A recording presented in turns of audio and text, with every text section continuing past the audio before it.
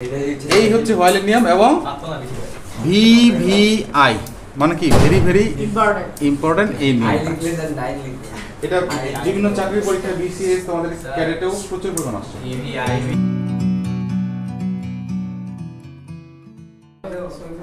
হোয়াইলের নিয়ম করব। হোয়াইল মানে কি বলো দেখি? যখন বা কোনো কিছু করার সময়। এই হোয়াইলের দুটো নিয়ম আছে। হোয়াইলের পরে যদি ভার্ব দাও, ভার্বটার সাথে কি হয়ে যাবে? আইএনজি হয়ে যাবে। আবার আরেকটা হোয়াইল আছে, যদি আমরা সাবজেক্ট দেই একটা, তাহলে এই সাবজেক্টটা দিলেই আমাদের এখানে কি হবে? ওয়াজ বা ওয়্যার ভার্ব প্লাস আইএনজি। তাহলে দেখো, হোয়াইলের পরে যদি সাবজেক্ট থাকে আমাদের হয়ে যাবে পাস্ট কন্টিনিউয়াস। এটা কি বলে?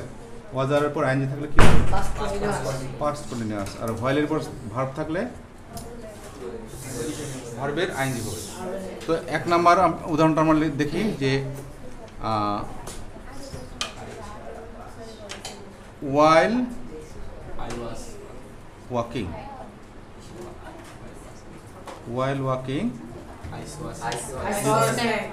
I saw a snake. এইবার এখানে যদি আমরা সাবজেক্ট যোগাই কি হবে?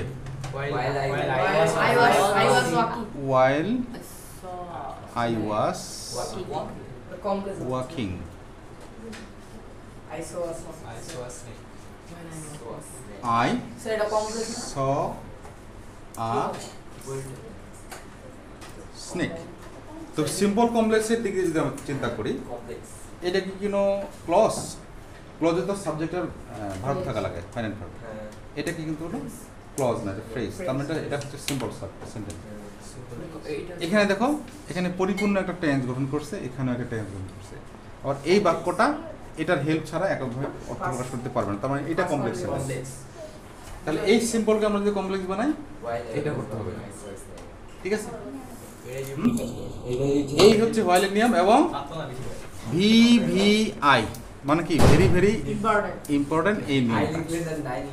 এটা বিভিন্ন চাকরি পরীক্ষা বিসিএস তোমাদের ক্যাডেটেও প্রচুর পরিমাণ আসছে।